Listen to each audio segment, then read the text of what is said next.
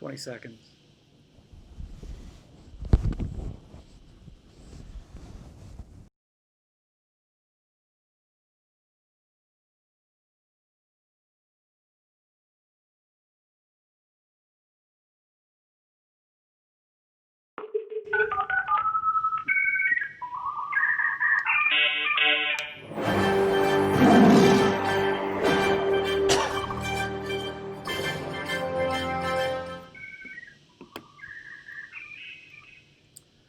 Hey, good evening, everybody. This is Will Worsham with K-ROG, and we're here with the administration of Logan Regional School District. We've got Dr. Sean Randalls, Mr. Jason O'Neill, Mr. Kevin McComas, and Dr. Vicki Schmidt. Thanks for joining us tonight, everybody. I'm hoping all the sound is working correctly. It got us a little slow start working on the technical aspects of it. But before we get started with the question and answers, and you can ask your questions in the comments of the feed here on K-ROG, you can just do that, and then I'll read them out, and we'll try to get those questions answered. But before we do that, maybe we can answer some questions for you ahead of time with this little video we put together for you.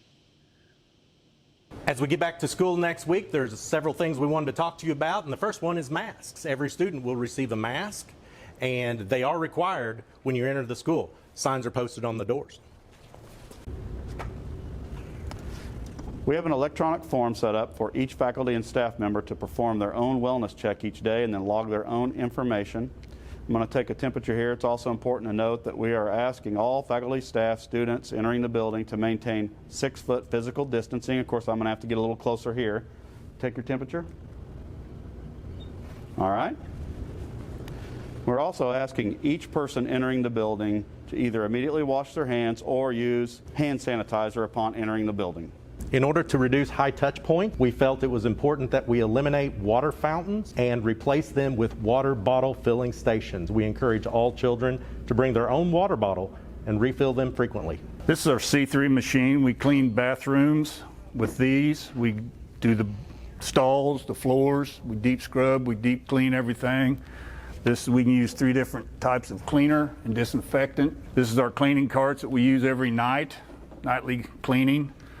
This is a gun we use for cleaning tables in the commons, classrooms. It's used with the same disinfectant we use on everything else. During the night, we spray these down and let them air dry. By morning, they're set to go. During the day, we'll spray this or use this, and then we wipe down. It's got a 3-minute kill time. We really appreciate our maintenance and custodial crews here at LR. Our custodians will be cleaning all of the high touch point areas throughout the building continuously, frequently throughout the school day. In addition to that, we've supplied each classroom teacher with a couple of different spray bottles. One holds a product that we use as a disinfectant, has a 3-minute kill time for any type of virus. The other bottle is just plain water.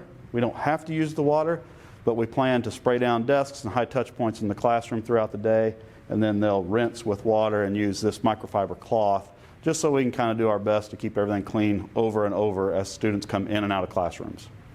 This year we're asking parents, if at all possible, to bring their child to school. The bus is a problematic area because we can't physical distance while we're on the bus. We are asking that family units sit together, and we will have assigned seating. Everyone must wear a mask when they're on the bus and use hand sanitizer as they enter the bus.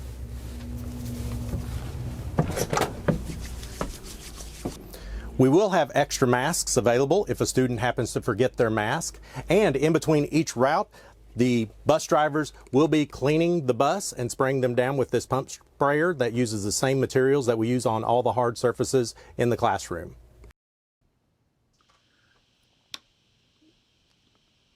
All right, so everybody's got to see the video now. And I think the most impressive part about that is probably that disinfectant gun. That's really a cool. I think if you maybe got a couple hundred of those and passed those out to the kids, just let them go to town, you'd probably be able to kill all your germs that you wanted just by passing out those guns. So anybody want to, we don't have any questions yet. Anything anybody wants to just lead off with here?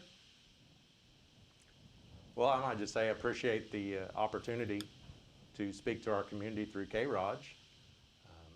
Well, yeah, we're happy to do that. I know that we're probably going to boost your ratings so high, and you're going to have so many more followers. I know. We're just really grateful to get to do this, and I know I told you that before, but we really do mean that. We're glad to get to do that. We've got about 20 folks watching right now, and now's the time, folks. If you've got a question you'd like to ask about school reopening next week, or any of the safety precautions, drop them in the comments. I'm kind of monitoring that, and when those questions come in, we'll be happy to answer them for you.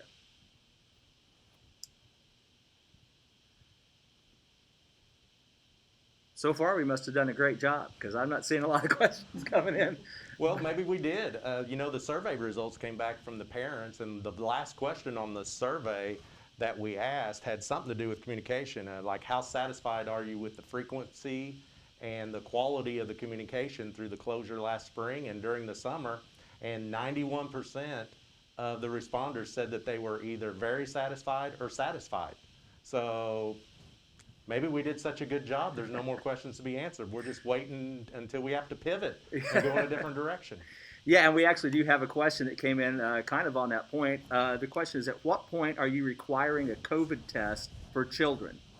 2 symptoms, 3 symptoms, or how do you determine if you need to do a test for the kids, or do you?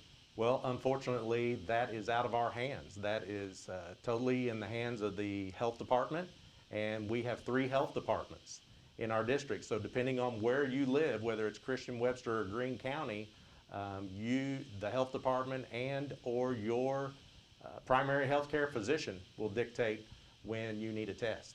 Okay.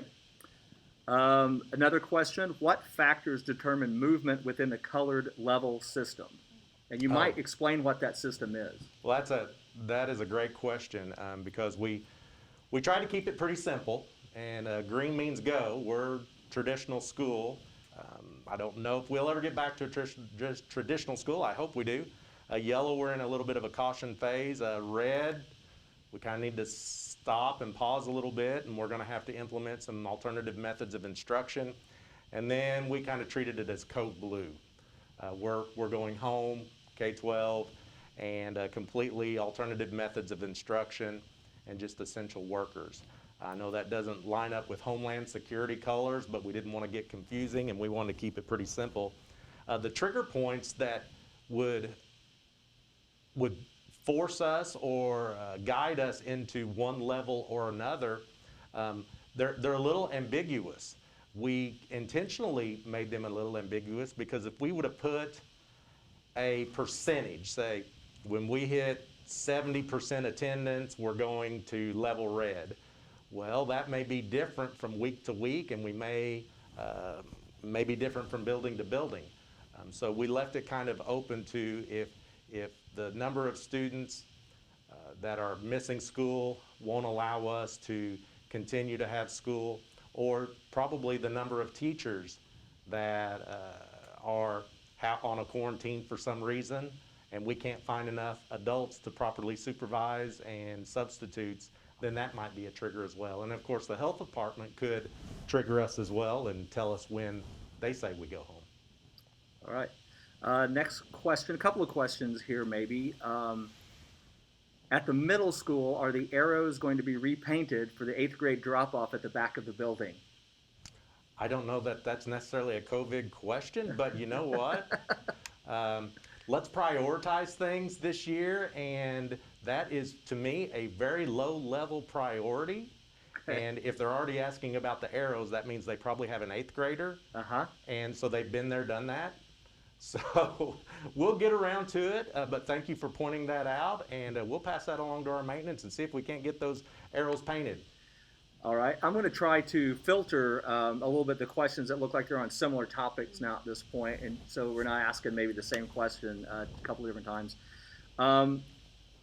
So if the, I guess the best way to ask this question maybe is there a plan at which point the students might be allowed to, or students or faculty might be allowed to stop masking? Well, that's a great question.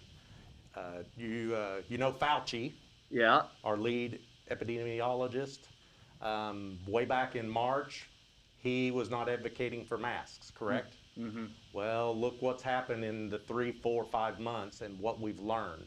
So I hope that the scientists and the researchers can determine that we can go without masks and keep ourselves safe, but we're going to have to leave that in the hands of the experts. Okay, so basically be guided by the best experts in our area, and if they Absolutely. say all clear for no masks, then great, but until then, follow the Absolutely. lead of the... And you know, our plan was kind of developed. We pride ourselves on a little bit of common sense. And so we surveyed our people, we listened to our people, we asked business leaders, and we asked our teachers, we asked everyone what they thought. And of course, you know, individually we all have an opinion, but as educators, you know, we want to take the best practice and do whatever we can to keep students safe. So we tried to marry what our community was saying that they felt was most important with science and our health professionals and what they said is most important, and try to find a middle ground where we could have school as normal as possible, as long as possible, stay in school. And if masking is going to help us stay in school, then we're going to mask. Okay. Yeah.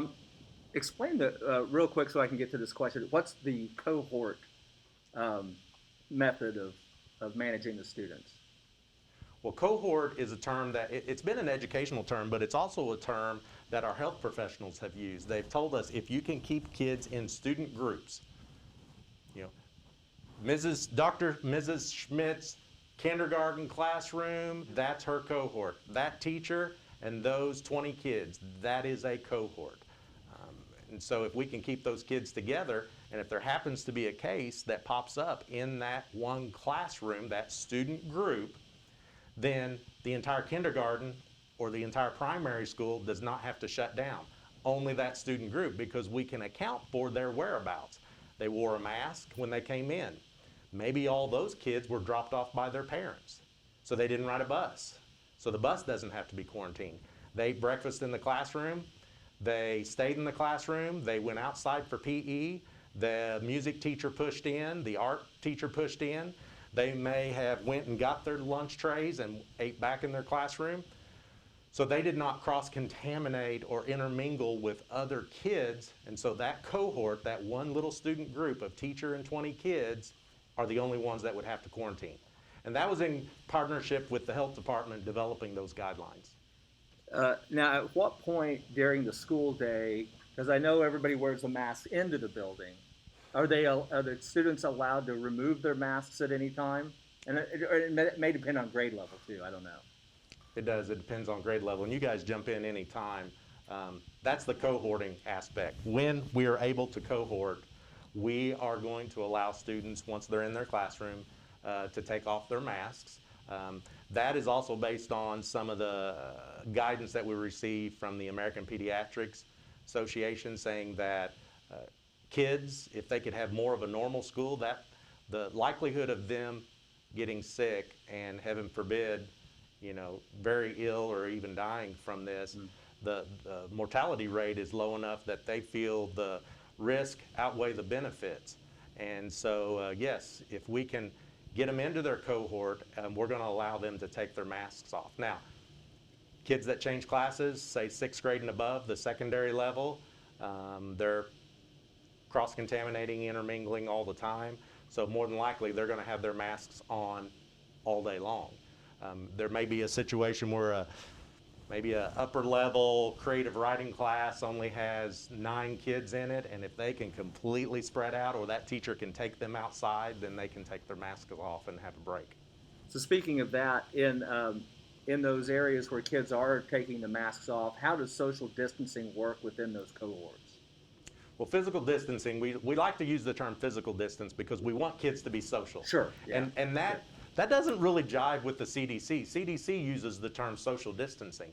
But our feeling is we want kids to be social. That's one of the soft skills that businesses tell us kids need. They need to learn to interact and communicate with one another. So they can be social and still be physically distanced. So we use the term physical distance, and that's going to be tough in classrooms, especially when class sizes get up there, you know, 24, 26 kids in a class. There's not enough space to move them apart. And so physical distancing is going to be a challenge. And when that's the case, then kids are going to have to keep their masks on. But if they're in their cohort all day, again, it's back to that risk and reward of we're saying that that cohort we can survive, the whole system can survive if one or two cohorts flow in and flow out of a quarantine. Good. Next question is, and I think you've already actually answered this question maybe, but concerning closing down buildings, if one building has a high number of cases and you have to close the building, will that affect the district-wide, or will you be able to shut down one building and leave the others open? That's the hope, and the health department helped us with that plan that if only one grade happens to become infected and it might spread there, then we don't have to shut down the high school just because there's something going on in kindergarten, and vice versa. Do any of you have an idea about how the choir class? We've got a question about how choir is going to work with masking and social physical distance. We talked about choir with the choir teachers, and we enlisted their help, and choir will wear masks all the time. The only time they can take off their mask is if they happen to go outside. Say the high school goes out and spreads out on the tennis courts, and they are quite a ways away from each other, and then they could take their masks off if they're outside, 10, 15 feet from each other for an hour. Question about sports, and I'd like to weigh in on this one as well. It says that some schools are only allowing parents and families to attend sporting events. Wants to know what our school district, if we've adopted a policy for sporting events, and whether or not masking will be required by people attending that. I'd just like to point out that almost all of Rogersville sports are going to be broadcast live on K-ROG this year. So if you want to watch the volleyball games, basketball, football, you can watch them from your home right on K-ROG. We put a lot of effort into making sure that you'll be able to watch all the Logan Rogersville sports. And if you were following us, you got to watch all of the home baseball games. We're broadcast live on K-ROG. So we're pretty happy about our ability to do that for the community as well. But for the people that want to watch those games live, what are the policies going to be if you know yet? Well, it sounds like everyone can stay home. It sounds like it. They sure And just can. watch But it if they want to come, what's our option? Oh, if they want to come. If yes. they want to come. Oh, okay. Well, this is hot off the press. So go to our website, logrog.net, and check out the Return to Learn plan. There is now a Return to Play plan. And so we talk about in that Return to Play plan what some of the guidelines are for practice and competition, masking, cleaning, hydration, transportation, and then how, if something happens and a positive test comes up, how that kid gets back into playing status, and then spectators, what the expectations are for spectators. So that is hot off the press. We just linked it live this afternoon, and so we are going by what Greene County's guidelines for large gatherings, because 4 of our 5 schools are in Greene County, high school and middle school, where all the activities occur. And so we are adhering to their guidelines of 50% occupancy. That means chairbacks, half of those, chair bleachers, half of those. But then we get to figure the square footage of the track and like every other lane and the hill, and of course soccer, the hill and the sidelines. So there's a lot of space for us to spread out at a game. And so we'll find out on the 28th when the Veda comes to town how well that plan will be, and we hope it becomes a problem because we're undefeated after 1, 2, 3, 4 games, and we have large crowds, and we'll deal with it. Sounds good. Infamous Logan Rogersville troublemaker Terry Jernigan asks if we're going to be doing the middle school games along with the high school games. I don't know. Rich Sturts is actually kind of heading up the sports department of K-ROG. But I don't know what his plans are there, but we sure would love to. It sounds like a great gig for someone that's retired. You know, somebody recently retired that's familiar with the school kids district and sports and LR would probably be a great addition. It does. That's a great idea. I'm glad you brought that up. I'm smiling under the mask. I know people can't tell. It's like, are you joking or are you serious? Because they can't see what we're doing under here. It should be great. We've got a little bit of time left, I think. Oh, absolutely. We got started a little late. So. Yeah, we did get started a little late. Lots of we're out of questions right now. So if you are out there, you've been waiting for a break in the action, I'll let you all know there's currently 53 people watching, which might be a high for K-ROG right there. We may be breaking all kinds of viewership records tonight. So good for you all. But if anybody else has any questions out there, we'd be happy to address them. We do have a few minutes left. Anything else you guys want to bring up district-wide? Well, I didn't answer that full question about return to play. They asked masks and spectators. We are going to ask everyone indoors to wear a mask at all times. And that's 2 years old and up. So that's everybody. Outdoors, we're going to ask everyone to wear a mask as they're coming in, as they're transitioning. Once they're seated, and hopefully they'll distance from each other. Once they're seated, they can take off their mask, but if they get up and move about, we're asking that students and young children remain seated with their parents. So to quote Coach Sperlin, no more Thunderdome inside the gate where the kids all play and roughhouse and tumble, you know. No more Thunderdome. And we ask them to sit with their family unit and try to not intermingle. But yeah, that's our guidance today. And like I said, be flexible, be patient, please be understanding, give us a little grace. Give yourself some grace that this is hard on everyone and we're all doing the best we can, but we're really excited to come back to school. We cannot wait for kids on Monday. I'm telling you, it's been a long time and we've put a lot of effort and preparation into this, and we want to stay in school as long as possible. Well, it's recognized. Jessica says, thank you all for putting so much time and effort into this.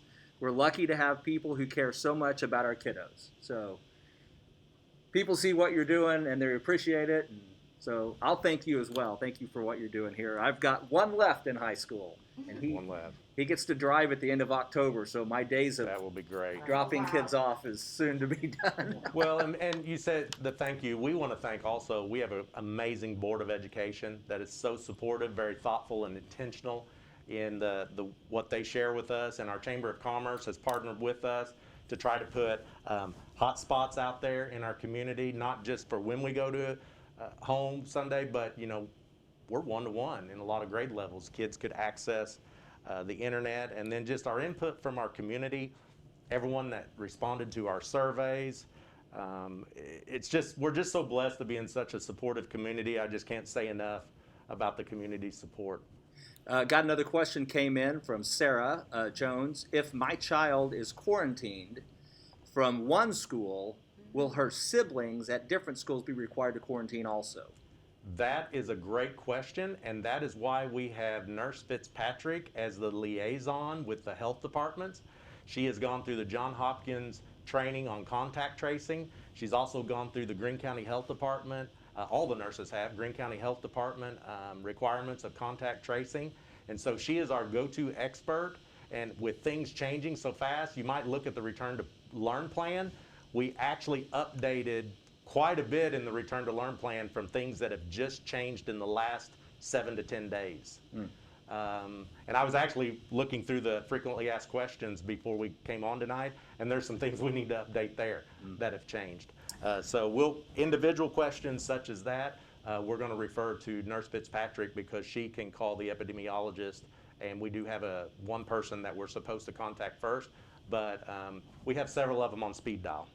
So do we know yet what that process is going to be like if we find out a student has tested positive? What's the procedure? Yes, we do. We have that procedure in place. So, you know, when we're doing temperature checks and someone suspects, hey, they've got an elevated temperature and looks like they have a little bit of a runny nose, obviously we're going to send them right to the nurse. The nurse is going to isolate them. Someone will be with them at all times, but you know, isolate them from other students. Call mom or dad and have them make their way. The counselor's going to go talk to them because we don't want that student to be fearful because all of a sudden they're in the nurse's office and we've separated them from their peers.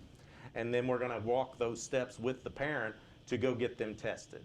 And so they're going to go to their primary health care provider. If they don't have a primary health care provider, we're going to reach out to the health department because they do have help for needy families, and we're going to try to get that kid tested. And then Nurse Fitzpatrick is going to follow up with them for contact tracing, and the health department is going to call them for contact tracing. Everywhere they've been, were they masked, were they unmasked, how long were they there, and then we just start that domino effect. Who's been with who in the last time that they were contagious, and you're usually contagious 2 days prior to symptoms. So you have to even go back prior to that. And so it's a kind of a detective job in a way. We've also hired additional help for the health department. We created a new position, a CNA position for a health aide, because they're so busy and we anticipate that they will be so busy, and we don't want them to become overwhelmed. Sherry Ray says, we're so excited to start school. Thank you, LR. Shayla York, you guys have gone far and beyond for our kids. The measures that are being taken to keep our kids safe is greatly appreciated. I'll be honest, I was nervous about sending mine back, but the open house and teachers answering questions definitely put me at ease. Thank you again for going beyond for our kids. Officer Mark Hall wants to remind everybody and all our parents and folks dropping off kids Monday to be extra careful driving and obey those school bus crossarms and speed in school zones, wanting everybody to be safe. And then I think this is Jennifer, you asked just one. Her question is just one, and I think that's in response to something you said, but I can't connect the dots in my head right now. So I'm not sure what she's referring to, but that's okay. Maybe she'll comment again and give us a little extra question there, so we'll know what she's talking about. Sounds like everybody's really appreciative of what you guys are doing. I know I sure am, having a wife teacher teaching and a student in the schools. I feel really good about it. Just one CNA, I guess, was the question. Oh yes, we have a nurse in each school. And so we did hire one additional person. They'll be housed at the middle school where Nurse Fitzpatrick is. She's our Director of Health Services, but she's also the middle school nurse for 7th and 8th grade. So that'll be able to free her up so she can do the majority of our contact tracing. And I might just remind everyone that people have a right to privacy with their medical history and everything, so we're not going to be sending out district-wide notifications. We've already had to notify some people that they may have been exposed to a potential positive case, or they were exposed to a positive case. And so that is already underway, and we've notified those individuals. I just hope everyone understands that we can't just send out a blackboard message district-wide when one student may have been exposed. So you've got each building has their own nurse, mm-hmm. and then you've got a director over all of that, and then that director, because she's the nurse at the middle school, mm-hmm. has her own CNA to help her with all that. Okay, yeah, I think that answered that question. We've got that taken care of. No questions on tap right now, so I guess we can wait a little bit, see if anybody else has got any more questions. If you guys have anything else you want to chat about, so we see if anything else, and then we can just this is recorded, right? I mean, this is recorded, so people could watch it later on. Oh yeah. Right? This will remain up on the K-ROG page. So. Okay. Well, is there anything that you guys want to add? Cleaning measures or transportation? We encourage everyone to put their child on a bus. If they're going to ride a bus this year, we want them on a bus the first day of school, so that driver knows them and comes in contact with them and gets to see their face with where they live.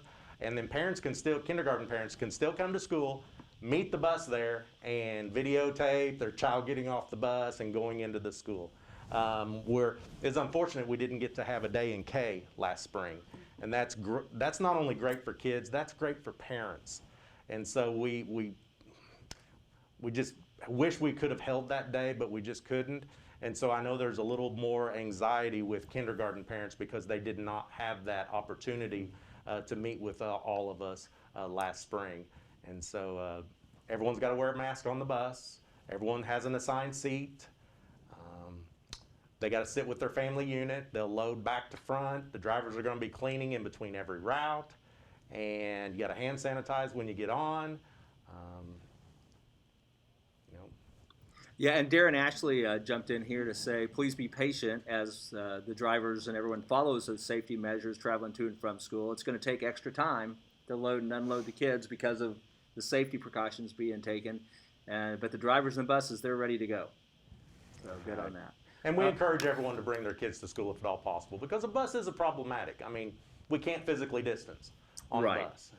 And they're on there for more than 15 minutes, most cases. So if you can bring your kid to school, we are encouraging that this year.